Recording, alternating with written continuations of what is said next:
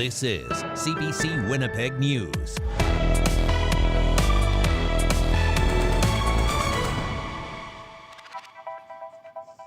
Good evening. Thanks for joining us. The city's new encampment bylaw is hitting a snag. A lack of housing is proving to be challenging, forcing outreach teams to slow down cleanup and the relocation process.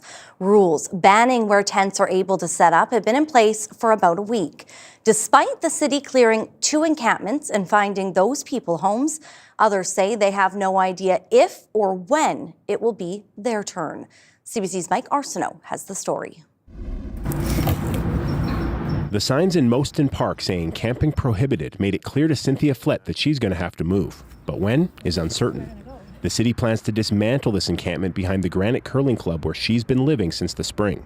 Other people are getting housed from the Main Street project, and I don't know when they'll get housed or get help. The city's new bylaw restricts encampments in certain public places like schools, playgrounds, daycares, and others. If they don't want me here, they just have to find me a place to go or take me somewhere to go stay, because I don't know where else to go. The city says there are roughly 15 people living at the Moston Park site. Acting manager of community development for the city, Greg McPherson, says finding them a place to stay is a serious hurdle. The number of units that would be required for that site is fairly substantial.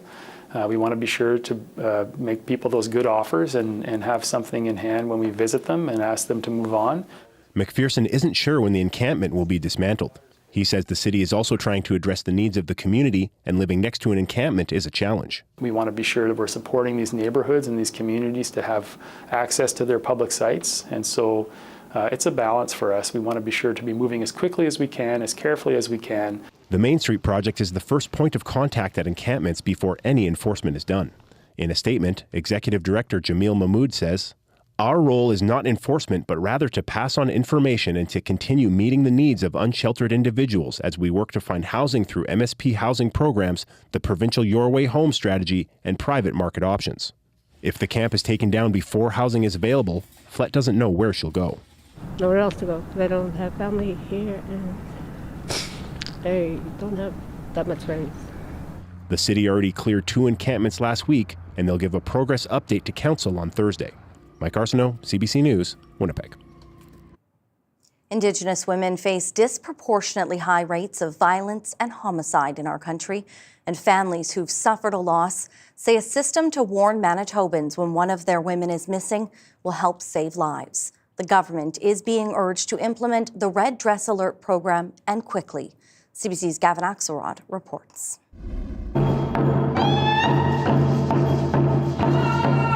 Families of missing and murdered Indigenous women, girls, and Two-Spirit people walk together, united in their grief, holding pictures of lost loved ones.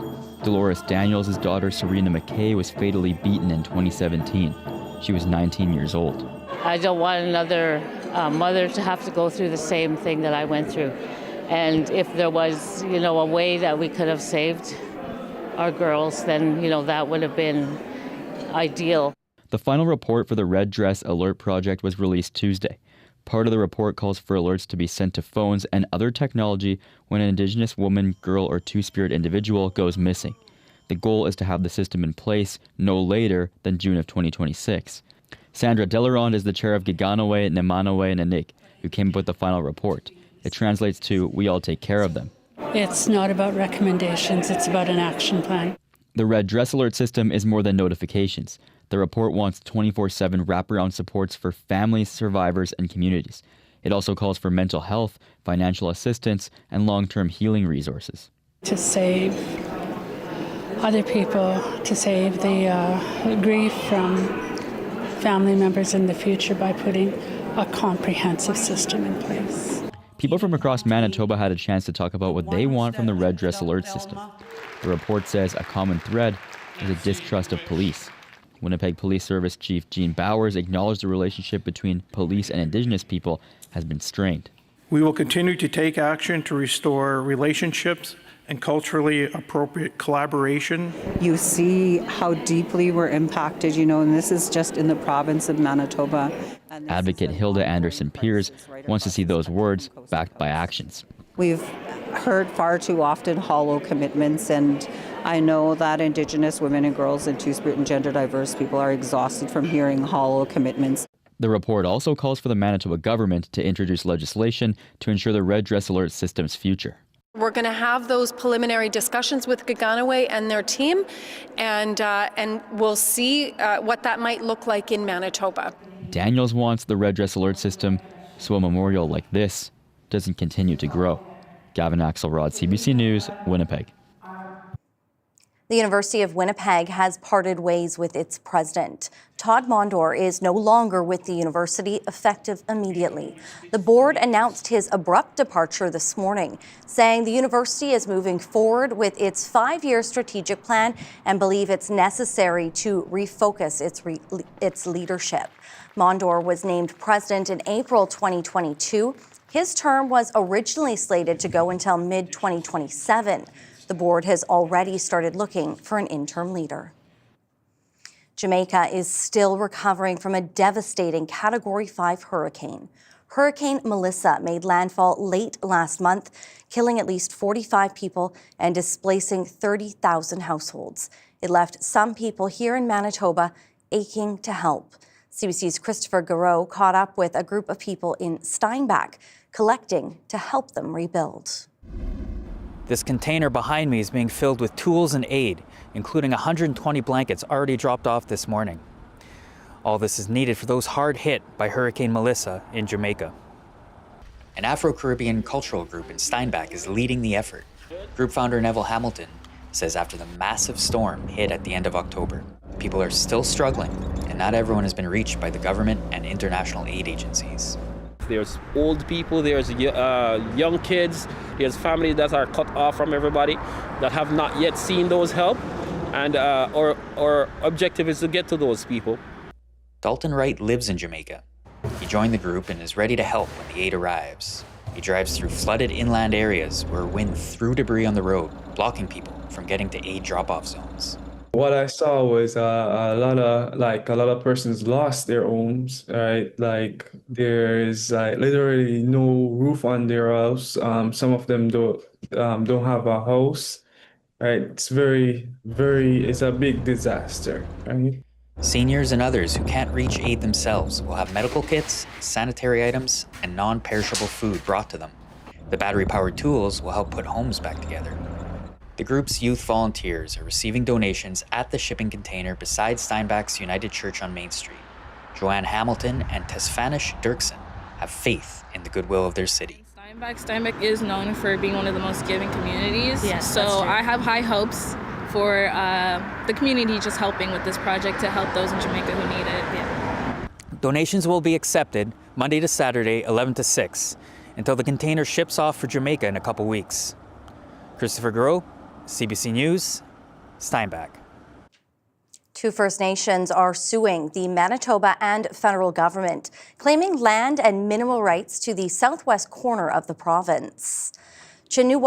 Chinoo-Wakapa Dakota First Nation and Dakota Teepee First Nation have filed 11 claims for Aboriginal title to land they say is unceded ancestral lands. The groups say they are not looking to interfere with private owners, but say they never signed treaties and are entitled to damages. The First Nations lawyer says they are prepared to go to court for compensation. The value of the oil and gas extracted is well over $1 billion a year in Manitoba. The Dakotas have never been compensated, and the Dakotas have never participated in any of that oil and gas activity. The lawyer is calling on the federal and provincial governments to negotiate a fair settlement.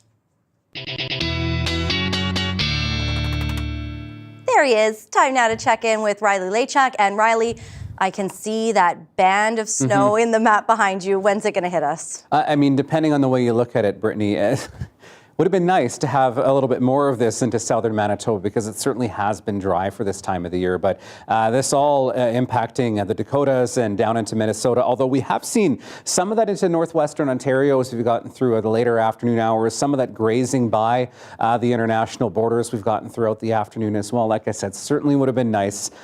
I know not everybody is a fan of the snow and the winter weather that comes with it, but it would have been nice to have some of that at least into parts of southern Manitoba. Temperature-wise, I mean, closer to seasonal today for sure. -2 in Winnipeg this afternoon, close to freezing into southwestern Manitoba. Temperatures like these don't last, though. As we get into the next couple of days, we're going to see a major shift in our weather as we get through, particularly into the weekend, which I'll talk about a bit later on. -5, your overnight temperature tonight, a slim chance of maybe a couple of flurries through the evening hours. Temperature continues to drop as we get into the morning, down to -7 first thing with a clearing sky, and close to seasonal. This is where our temperatures should be for this time of the year, Brittany. These temperatures don't last, and we're looking at things really cooling down. I'll have more on that when I come back. Okay, thank you, Riley. You're welcome. He's been battling a degenerative disease while also taking on the province. The latest promise from the Premier that could change this man's life. More on that ahead.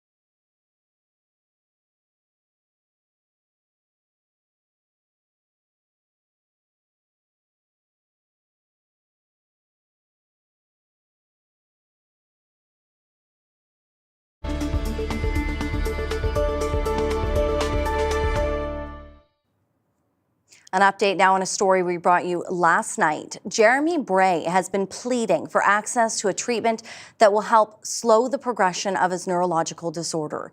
He was turned down yesterday during a meeting with Manitoba's health minister, but today the government did a 180. For more, the CBC's Ian Fraze joins us live in the newsroom. So Ian, this is a complete change from yesterday. What happened? The province now guaranteeing Jeremy Bray will get his pricey medication at no cost for at least 12 months. Your public commentary, Jeremy, you said that you love Manitoba. And I want to take this opportunity on behalf of the province to say Manitoba loves you. Yeah. And so long as we're around, you are going to get the health care that you need. Bray has spinal muscular atrophy, which gradually robs him of his ability to move his muscles. He's down to the use of one thumb, his mouth, parts of his face, and that's about it. He's been pushing the government to cover a $300,000 medication that he says has been helping to slow his disease. So Ian, as we just heard, he's now being guaranteed coverage, but who exactly is paying for it? The health minister says some details still need to be sorted out, but the province and Roche, the drugs manufacturer, are talking. Let's remember, Roche has been offering this drug to him for free for the past couple months. Bray says, though, he's thrilled with the province of free coverage for another year. It's all we've ever wanted. I just want to be able to have the chance to show that it is working for me. If this funding goes through, I'll have that opportunity. PC leader Abhi Khan says the government needs to make this deal permanent, and he wants the Premier to apologize to Bray for putting him through such an ordeal. Brittany. All right, thank you. That's CBC's Ian Fraze this evening. A new innovation hub dubbed the Creative CoLab has opened in Brandon. It's a place not just for creators learning their craft, but well-established entrepreneurs to build, experiment, and grow. CBC's Chelsea Kemp has more. Testing out a new part, Drew Miles uses a guitar piece he 3D printed. He's working in a new lab at Brandon's Assiniboine College. It's a library of tools that lets creators play together with different technologies from 3D printing to sewing. Miles is using the tech to design his ideal guitar. And I love to solve problems. So when I think about things that I liked on this guitar, but I didn't like it about this guitar, I now have the power to design. Derek Ford is the Creative CoLab coordinator. He says for years, Western Manitoba hasn't had a dedicated space that brings creative people together to work with technology. That meant a lot of talent left the region. Ford says at the CoLab, they're leaving the door wide open so anyone can join. It's not strictly for Assiniboine graduates. There's a lot of amazing people in the region that have traditional skills, new skills, all sorts of creative ideas to share. The CoLab is tied to the college's Center for Creative Media. Its chair, Janice Sproul, says they're already making partnerships in the community. We want them to be able to stay in Westman too, right? That these creative industries don't always have to go to those big cities, that there can be a market for it here. Yeah, so there's 3 pickups. Miles says the most important part of the CoLab is it's given him a lasting creative community. So even when I'm done school, this is my second year, and it's the final year.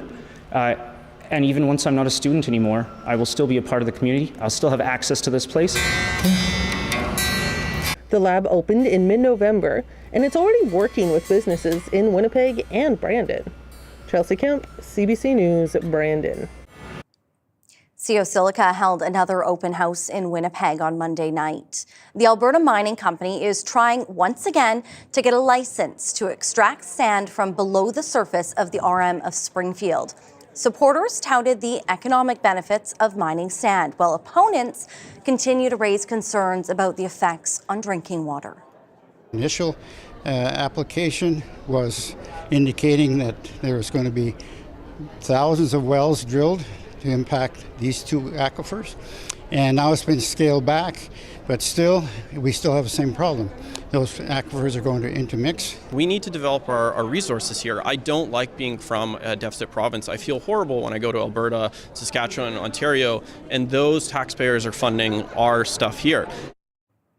Meanwhile, a different mining company plans to drill some test wells southwest of Winnipeg to see whether the sand below the surface is pure enough to mine. Silex Resource Company has started public consultations about its plans to drill 3 or 4 boreholes in the RM of McDonald's.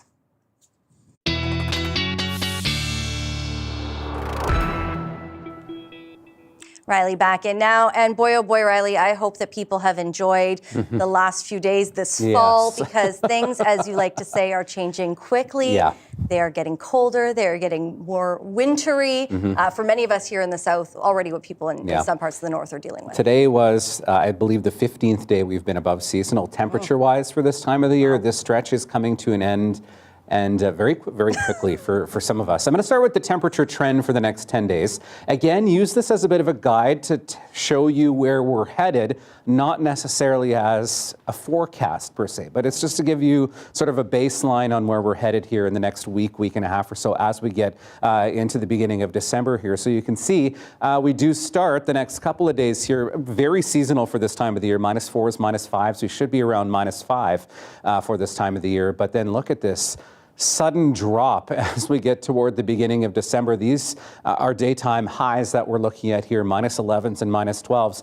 In some cases, overnight temperatures in northern Manitoba for Thompson, for example, close to -25 or -26 as we start December, and barely climbing out of -20 for this stretch in northern Manitoba. So yeah, we're entering some very cold air as we get through the next week and a half here or so, and I don't start to see this lifting until we get toward the 8th or 9th of December. I mean, that is far out, but it's just a bit of a trend on where we're going here as we get through the next couple of weeks or so. Okay, here's that low south of the border. This is what brought a little bit of snow to southwestern Manitoba overnight, sort of skimming the international border into northwestern Ontario. This does push across the Great Lakes, and in some cases could enhance snowfall amounts onto the Ontario side once we get on the other side of the Great Lakes, with the potential in some cases in Ontario for up to 50 centimeters of snow. So we dodged a bit there. That does take into account some lake effect. But for the rest of us, speaking of lake effect, we could see some of that as well as we get into Manitoba, as we get into the day tomorrow. Mix of sun and clouds, but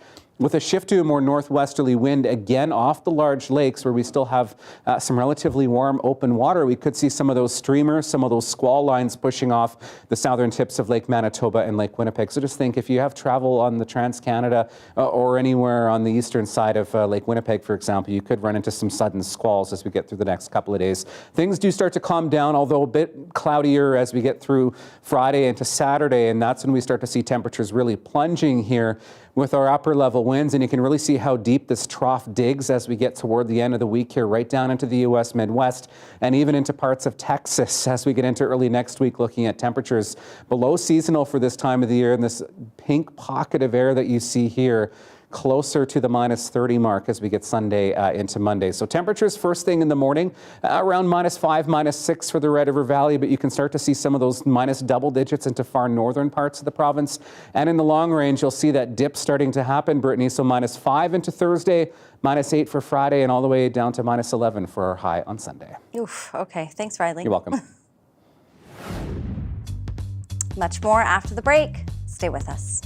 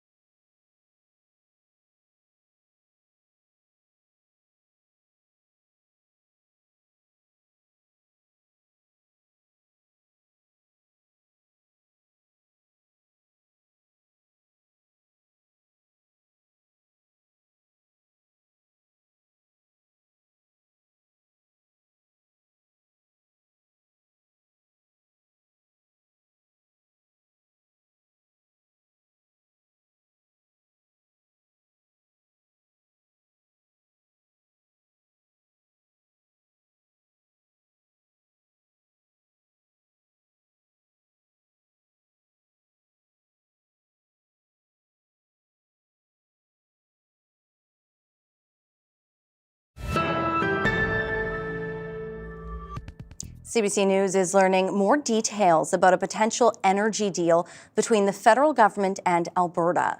Prime Minister Mark Carney is expected to unveil a memorandum of understanding in Calgary later this week. It's intended to facilitate development, including a possible pipeline to BC's west coast. But as David Thurton explains, a deal is far from done. Minister after minister, avoiding questions about a deal that seems to be imminent. Do you want to talk about this MOU? And from the Prime Minister, not a word until question period. On Thursday, he'll make one of his grand announcements, waving around a meaningless so-called Memorandum of Understanding. The Memorandum of Understanding that we're negotiating with Alberta creates necessary conditions, but not sufficient conditions. In other words, Carney is suggesting that the MOU could create conditions needed to build a pipeline, but there's no guarantee that the pipeline will be built. Sources tell CBC News the oil tanker ban on the West Coast could be lifted, and some clean electricity regulations could be suspended. That's contingent on some things, including Alberta embracing industrial carbon pricing, plus buying from Indigenous communities and the BC government. I am absolutely confident that till those conditions are met, there will be no pipeline. The business case for building an oil pipeline from Alberta to the West Coast, according to BC, is weak. Everyone acknowledges there's not a real project yet. There's not a proponent, there's not a plan, there's not a route, there's not a budget. And if this pipeline is too expensive, nobody's going to be prepared to build it. What could be building a pipeline of discontent? It remains that the Prime Minister engage in that discussion process without notifying or involving the Premier of British Columbia, and this is deeply concerning. Right now, if you're a Liberal from coastal British Columbia, you should be very deeply concerned. Behind the scenes, sources say that BC Liberal MPs are angry after they learned about the broad strokes of the deal through the media. Now, a source also tells CBC News that the Energy Minister will brief those MPs tomorrow. David Thurton, CBC News, Ottawa. Canada is entering another RSV season. The respiratory illness can be especially dangerous for babies. Experts say vaccine rollouts in recent years are making a big difference. But as health reporter Lauren Pelly tells us, getting access to the vaccine can still be a challenge. Hello, what can I get for you today?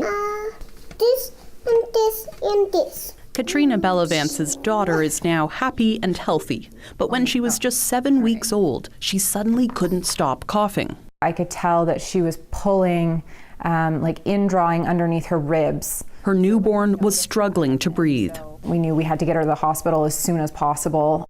Bellevance's daughter was diagnosed with respiratory syncytial virus, or RSV. She spent 4 days on oxygen in the hospital. RSV might not be a household term for many families, but it is the number one cause of hospitalization year in, year out in children during their first year of life. New data from multiple countries shows powerful monoclonal antibody shots targeting RSV are now keeping more babies out of hospital. Over 80% effective at reducing the risk of emergency department visits due to RSV. There are also vaccines available to mothers during pregnancy, which provide protection to newborns as well. This marks Canada's second season rolling out these tools, but many Canadians still don't have access. Most regions now offer publicly covered antibody shots for all babies, except for BC, Alberta, New Brunswick, and Newfoundland. Meanwhile, Ontario remains the only province that publicly funds both the shot for infants and the vaccine in pregnancy. The logistics is a more complicated thing than the science, because the science is very positive. This infectious disease physician says access and uptake could be better. He also worries anti-vaccine sentiment might remain a roadblock. Political wins could make it harder for us to keep tiny babies out of the hospital. I love this one. In Alberta, where Bellavance lives, antibody shots are only being offered this year to high-risk infants. The province told CBC News a cost-effectiveness analysis is being done before next season. I think it should be accessible. Bellavance is hopeful more kids will get the protection her daughter didn't have. Lauren Pelly, CBC News, Toronto. Thomas King has long been celebrated for his work as an Indigenous author in Canada, including for his best-known book, An Inconvenient Indian. But King says he's now learned a shocking truth about his heritage. He's not Indigenous at all. Griffin Yeager reports. He built his career telling Indigenous stories, and now Thomas King, in an op-ed published by the Globe and Mail, says he is not Indigenous and has no Cherokee ancestry, despite believing he did all his life. The American Canadian received numerous awards in this country for writing about Indigenous life. Here he is in 1993 talking about his book, Green Grass, Running Water. In Green Grass, Running Water, I'm looking at forming my world, that world that I see around more native models. King maintains that he did not pretend to have Indigenous roots and thought it was true. He says he was 3 when his father left, and though his mother rarely spoke of him, she said he was part Cherokee. King says he'd heard rumors questioning his indigeneity, and this year made an effort to check. This brought him to the Tribal Alliance Against Frauds. That's an organization that investigates claims of Indigenous ancestry, which looked into his past and found no Cherokee heritage. In his Globe and Mail article, King writes, "At 82, I feel as though I've been ripped in half, a one-legged man in a two-legged story." Indigenous writer Jesse Wente took to his social media to share that this is a familiar hurt. This should have been taken care of long ago, and I don't know, I can't speak to why people don't resolve these own issues if they're going to represent themselves in ways publicly. Look out, Bob shouts. There are Indians flying into the skyscrapers and falling on the sidewalk. Got a Mohawk over here. Others are saying people should take greater care in checking their roots before claiming Indigenous heritage. It's easy to verify too. So, looking back on Thomas King's claims, perhaps he let it slide for too long and it had hardened. King says that he hopes to keep supporting Indigenous causes, but he's not sure they'll want to stand beside him now. Griffin Yeager, CBC News, Toronto. Canada's most decorated female Olympian, Penny Oleksiak, has been banned from competition until 2027. The Aquatics Integrity Unit says the penalty stems from the so-called whereabouts failures. Selected athletes must be available to be tested wherever they are in the world. A failure may be recorded if an athlete submits late, inaccurate, or incomplete information about their whereabouts. Oleksiak has accepted the penalty but says the matter does not involve any banned substance. A highly unusual volcanic eruption in Ethiopia on Sunday is having widespread consequences. Scientists say it's the first documented eruption for this volcano in 12,000 years. It's in the northeastern region of Ethiopia, in the Rift Valley. Nearby villages were covered in ash, raising fears that livestock could be affected. Ash clouds are drifting over the Red Sea, Yemen, Oman, India, and northern Pakistan. It's causing flight cancellations and hazy conditions. Canada has lost a shining light of the curling world and the broadcasting world. Former CBC reporter and anchor Colleen Jones has died at the age of 65 after a private battle with cancer. Her family says she passed away in Nova Scotia with her husband and sons beside her. Her colleague Tom Murphy looks back now on her remarkable life on the air and in the rink. You could see it in the eyes, the intense competitor that was Colleen Jones. Her unwavering focus, willing her team to victory time and time again. 6-time national curling champion. 2-time world champion. It's just great to be on top. We worked really hard this year for this. 2-time Canadian mixed champion and world senior champion. One of the greatest curlers of all time. Oh, I'm going fast. And a trendsetter. She was among the first to push for higher fitness levels among all curlers. Barriers meant little to Jones, eventually coaching her own son's team at the Brier, the men's championship. I always wanted to play in the Brier, oddly, so to be here as a coach is a dream come true. A member of Canada's Sport Hall of Fame, she was a role model for young athletes. It's given us friends and memories and a discipline that has stayed with us, and we're all very thankful for that, and we like to push that on to the next generation, the value of sport. Colleen Patricia Jones. A wife, a mother, a grandmother, and an intensely proud Nova Scotian, recognized with an Order of Canada for paving the way for women in sport and broadcasting. Really just wanting to see what else I could do. How far can you push yourself, your mental capabilities, your technique, your ideas of trying to get better? To kind of just trying to keep chasing that was the journey I loved almost more than the winning. As a sports commentator and CBC journalist, it was with her heart that Jones led, telling stories with empathy and a smile that put the interviewee at such ease. Mabel Robinson's the kind of person everyone should meet. The audience lived vicariously through her adventures. I'm taking a break, not because I desperately need one. You did it! You did it! As an author, she once wrote a book all about rising to the top, only to learn how easily it can all be taken away. Have gratitude for today. At a recent announcement for her Nova Scotia Sport Hall of Fame induction, a steely, positive determination even in the face of coping with cancer. I think persevering in everything in life is just a character trait we all need to develop. That, you might not like what happened yesterday. Today's a chance to make it better, and tomorrow hasn't even entered the world yet, so don't worry about tomorrow. Just be persevering today, be strong today. True to form, a fighter to the end, the mark of a real champion, of living life to the fullest. Tom Murphy, CBC News, Halifax. Never giving up. This Paralympic hopeful is taking on the fight of her life. Why she says a recent diagnosis won't stop her. That story next.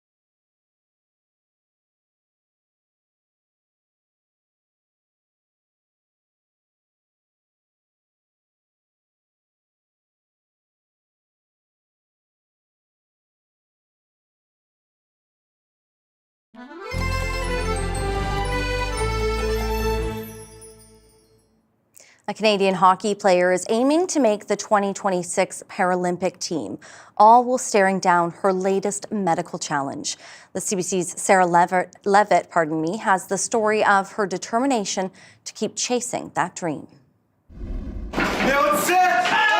Raphaëlle Tousignan and her team are getting hyped up before puck drop. Tousignan is the only woman on her team strapping into her sled for the para-hockey game, but by now she's used to that. And Raphaëlle Tousignan right in front of the net. In 2023 at the World Para-Hockey Championships, she became the first Canadian woman to play on the mixed national team, and she worked hard to get there. A ringette champion at age 10, she was diagnosed with bone cancer and had her right leg amputated. She went on to dominate para-hockey, and now the next level. And I'm still looking to maybe crack the roster on the next couple months and go to Milan and the Paralympics in March, even though Tousignan is now confronting another serious health hurdle. I did a mammogram, I did a biopsy, ultrasound, a bunch of tests, and yeah, it's a breast cancer. Cancer again, and this week Tousignan starts chemotherapy and will soon get a double mastectomy. But she took to social media immediately to make it clear, I'm not going to let this stop me. She's fearless. Vanessa Racine mentored Tousignan when she first started playing para-hockey. She's not afraid of anything, and I think that she can face challenges. And I also believe that the fact that she put it out there, she's got a huge wave of support already. Tousignan says first she'll tackle the treatment and see how her body reacts, but ultimately she wants to keep training. I don't know how realistic it is. I really don't know, but there's one thing in my life that I always tried. And I'll keep showing up, I'll keep working hard, I'll keep thinking about it, keep manifesting it. That's what I want. On the ice, up against men sometimes twice her size, that determination is on full display. Sarah Levitt, CBC News, Montreal.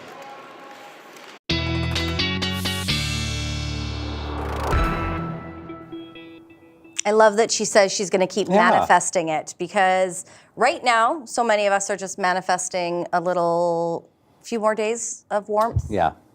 Tomorrow will, maybe? I know, tomorrow is going to feel chilly in southern Manitoba, but it's seasonal. I know. I keep saying a couple extra days, but we've been so lucky. We have been spoiled for the last couple of weeks. Here. Maybe not a dog walk tomorrow morning, though. Yeah.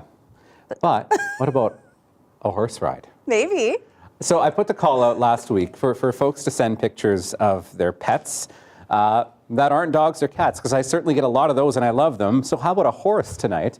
This is Fittich from Shireen. Couple little facts for you. He's a real clown, loves to make dad jokes, stealing gloves, poking people with his nose, and he thinks he's hilarious. And I also think he's hilarious as well, with the tongue sticking out.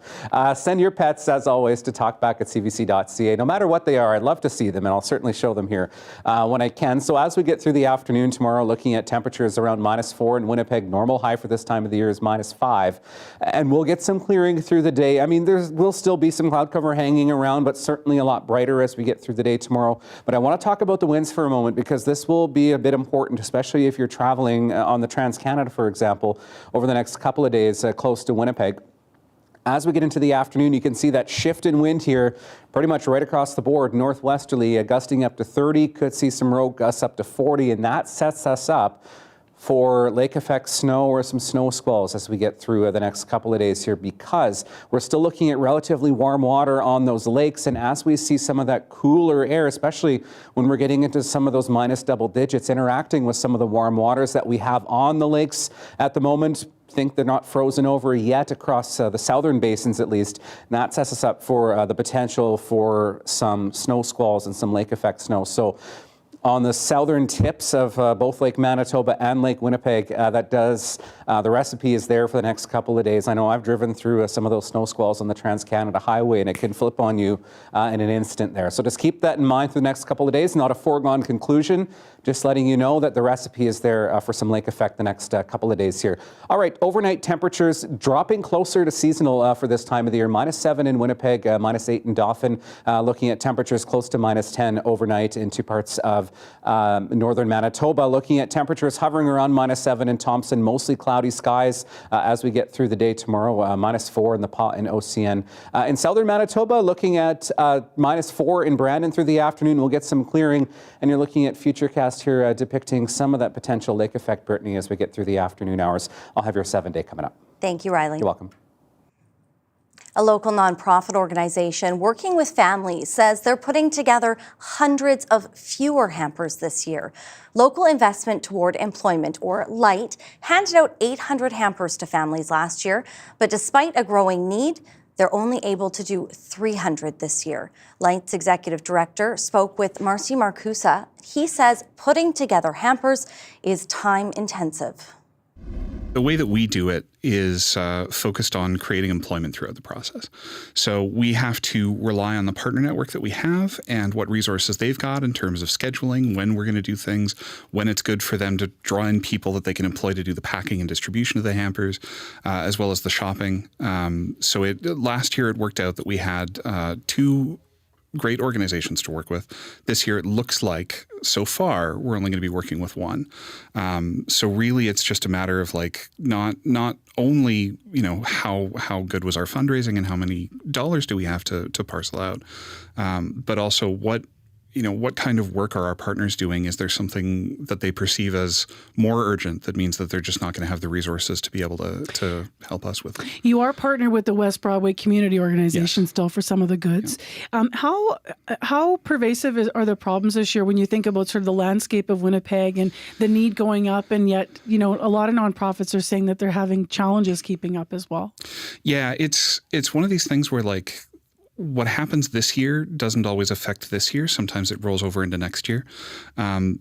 We tend to think of things like inflation and food prices as a very local thing. Like this month, prices are up by 2.2%. Last month they were up by 2.4%, and that it's a rolling average thing. Where if we in the previous year did a certain amount of fundraising and we got a certain amount of resources to dedicate to this, last year's fundraising affects this year's hamper. Got it. So you're always looking ahead. Yeah, we're always looking ahead. What's it like for families that are trying to look ahead and plan right now? How stressful is that? It's really difficult. A lot of the feedback that we've had is that it's really difficult, and it's unfortunate that there isn't often a lot of time to tell the nuanced version of this story. When you're dealing with sound bites on the news and in big reports, people tend to absorb the easy things to absorb. For example, it's really easy to say that Stats Canada released a report recently that says food prices are up by 4%, but that's an average. So some prices have actually gone down, which is great, but then beef and chocolate are up by 10% and coffee's up by 28%. These are huge rises. And dragging it down to 4% just you do have to look at those averages, but it doesn't really carry the nuance of the decisions that people have to make. Mm-hmm. Especially with the tariff situation with the states, there's so much uncertainty in what's going to happen, and people try to plan for the future and stock up where they can. But if you're a low resource household, you can't really do the stocking up in the same way that somebody can, with pantry space can do that. I know you shared with me and with CBC, the reality is, quote, we can feed more families insufficiently or fewer families properly, end quote. What's it like having to make that decision? This is back to looking at what you can put in hampers and also factoring in food costs somewhat, I imagine. But what's it like having to make that decision? Yeah, it's really tough. The partners that we work with, West Broadway is a really good example of a partner that's very conscientious about what their community needs, and the way that they think about putting the hampers together is they're looking at they've got other food security programs, so they've got a good knowledge of what is a meal rather than just some food. Yeah. And that turns out to be a completely different way to think about how you're doing your shopping, especially if you're transitioning from I'm going to have a boxed frozen pizza or what have you. You can buy that, and it's a certain amount of dollars for a certain amount of meal value. But if you're dealing with ingredients rather than prepared food, which I'll claim tend to be a little bit healthier, that you have to think about things differently, and your dollars stretch a different level. when you're doing that stuff. All of your work, even those who are cooking Friday, contributing to hampers, is about employment. It's implied in your name, local investment toward employment. Trying to get people who otherwise might not have a foothold in the work world kind of on that ladder.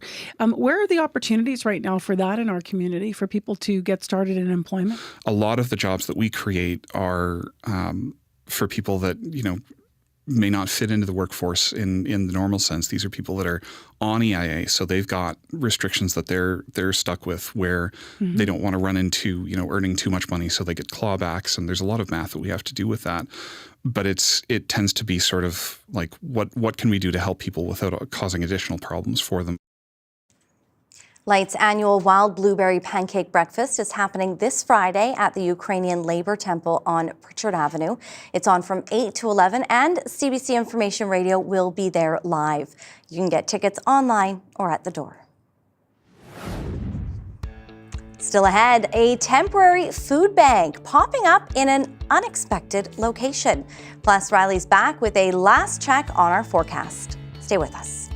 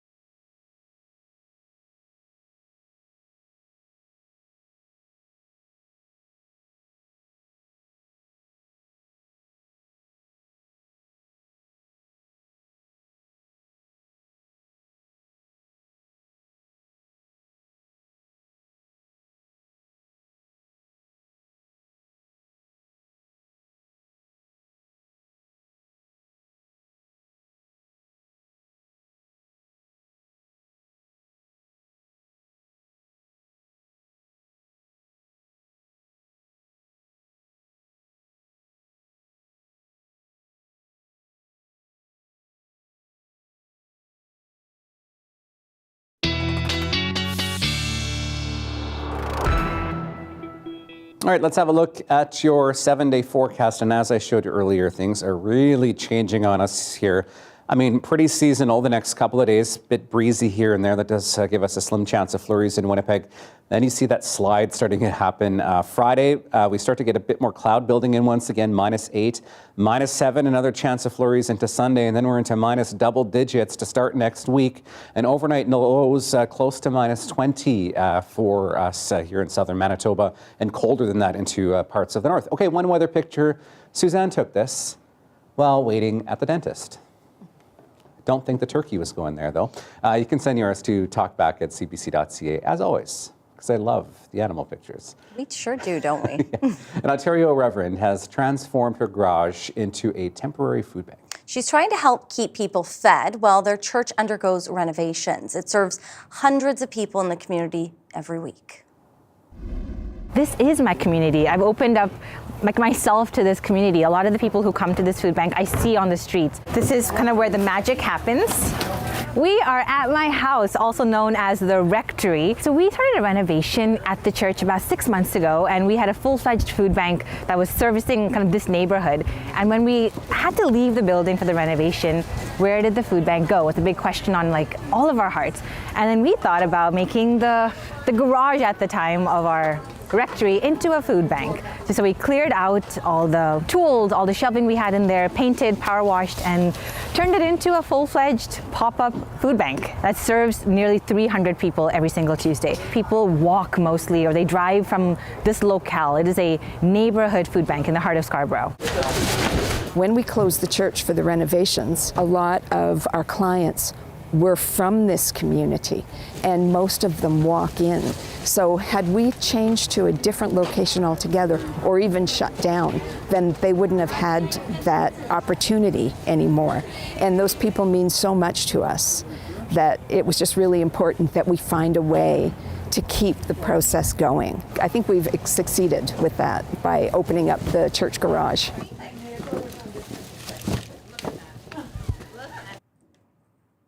It's like the Mr. Rogers saying. Yeah, okay. Always look for the helpers. Those are definitely some of the helpers in the community. Yeah, and they've found a spot in the community that seems to work for everybody. You as well. could make a food bank anywhere. Yeah, no kidding. Have a wonderful night. We'll see you back here tomorrow. See ya.